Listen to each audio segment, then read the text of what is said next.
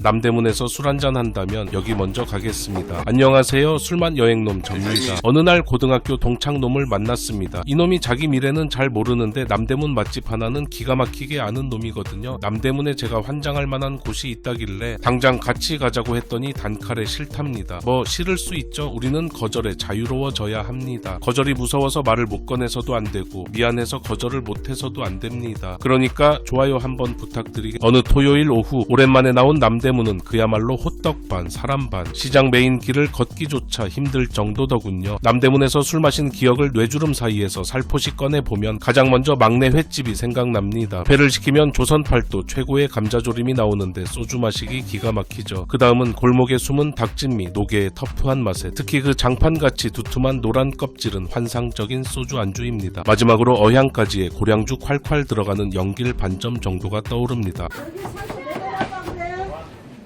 하지만 오늘 갈 곳은 여기입니다. 며칠 전 그 동창이 말한 바로 그 식당. 입구에서부터 경쾌하게 대파 써는 소리가 알 수 없게 힙하고 전통시장 골목 특유의 냄새가 매력적인 곳. 단호하게 거절한 동창 대신 제주도 여행에서 만난 술친구를 끌고 이곳에 당도했습니다. 저도 이 친구도 이곳이 무척이나 마음에 들어서 이날 하루 종일 죽자고 마셨습니다. 자, 들어가시죠. 식당에 들어서면 벽면 메뉴판엔 찌개며 볶음, 조림 같은 든든한 식사 메뉴들이 보입니다. 새벽부터 치열하게 살아온 시장 상인분들은 물론 이고 구경 온 사람들의 허기진 속까지 따뜻하게 채워주는 아주 훌륭하고 고마운 밥집 라인업이죠. 사실 저 메뉴판에 있는 음식만 시켜도 소주병 줄 세우는 건 일도 아닙니다. 하지만 저희는 오늘 이 든든한 메뉴판 너머에 숨겨진 은밀한 영역을 건드려 볼 겁니다. 이름부터 참 훌륭하고 맛있는 영국의 철학자 프랜시스 베이컨 선생님께서는 말씀하셨습니다. 아는 것이 힘이다. 너무도 유명한 명언이죠. 오늘 당도한 이 식당은 그 위대한 철학이 완벽하게 증명되는 곳입니다. 대단히 화려한 사내 진미는 아닐지라도 벽에 붙은 메뉴판만 정직하게 쳐다보는 자들은 결코 닿을 수 없는 아는 단골들만 조용히 시켜먹는 마성의 히든 메뉴가 존재하거든요. 주문하시겠어요? 그 반반 메뉴 하나랑요. 반반이랑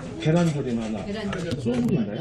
네. 소주 단면 감사합니다. 모르는 자 물만 마실 것이고 아는 자 소주까지 마시게 될지어다. 식당 안으로 들어섭니다. 이곳은 점심시간엔 대기줄 때문에 방문시간 눈치 싸움이 필수입니다. 저는 밥 먹기도 술 마시기도 참 애매한 오후 3시를 조금 넘겨 전략적으로 침투한 덕분에 다행히 무혈입성으로 한자리를 차지했습니다. 문을 여는 순간 훅 밀려오는 이모님들의 푸근하고 살가운 환대에 시장통 인파에 치여 기빨렸던 마음은 이내 사르르 무장해제되고 맙니다. 그런데 참 무서운 건 제가 안주를 거의 다 비워갈 때쯤 이 어중간한 시간임에도 기어코 만석이 되어버리더군요. 자리에 앉아 거친 숨을 고르기 무섭게 미역줄기 볶음, 아삭한 콩나물 무침, 그리고 양념한 노란 단무지가 테이블 위로 무심한 듯 깔립니다. 열기를 뿜어내는 까만 뚝배기 하나가 테이블 한가운데 묵직하게 자리를 잡습니다. 이름하여 계란 조림인데 그 자태가 참으로 기가 막히고 수상쩍습니다. 위에는 온통 새빨간 양념을 뒤집어 쓴 어묵과 송송 썬 대파씨가 우릴 올려다보고 있습니다. 대체 주인공인 계란은 어디로 꽁꽁 숨어버린 걸까요? 조심스레 젓가락을 들어 쫀득하게 익은 붉은 어묵 이불을 슥 걷어내 봅니다. 그제야 뚝배기 바닥에서 뜨거운 열기와 달큰 매콤한 양념을 흠뻑 머금은 채 숨죽여 있던 촉촉한 계란 후라이들이 찬란한 자태를 드러냅니다. 마치 어릴 적 땀 흘리며 뛰놀다 사 먹던 학교 앞 분식집 떡볶이 국물처럼 입에 쩍쩍 달라붙는 그 맹렬한 마성의 양념, 거기에 폭 익어 기분 좋은 단맛을 내는 양파와 눅진한 노른자가 국물에 스며들면 이건 단순한 요리를 넘어 아재들의 혀끝을 위로하는 예술로 승화합니다. 뜨거운 흰쌀밥 위에 으깬 계란과 붉은 양념을 푹 떠서 쓱쓱 비빈 다음 쫀득한 어묵 한 점 올려 우물거리다 소주 한 잔을 탁 털어 넣어보세요. 팍팍한 세상살이에 찌들었던 심금이 그 부드러운 노른자처럼 촉촉하게 녹아내리는 진한 마법을 경험하실 겁니다. 그리고 이게 참 묘한 게 이 집은 술을 부르는 방식이 조금 다릅니다. 거창한 안주가 아니라 누구나 한 번쯤 먹어봤을 법한 그 분식의 기억을 슬쩍 건드리면서 어느 순간 자연스럽게 소주 한 병이 비워지게 만듭니다. 저는 원래도 분식에 소주 마시는 걸 꽤나 좋아하는 편인데 딱 그 감각입니다. 투박하고 친근한 맛인데 이상하게 더 깊고 익숙한데 더 끌리는, 그래서 결국 한 잔이 두 잔이 되고 이야기는 조금 더 길어지고 배는 서서히 불러오고 취기가 은근하게 올라옵니다. 그리고 어느 순간 온몸에 힘이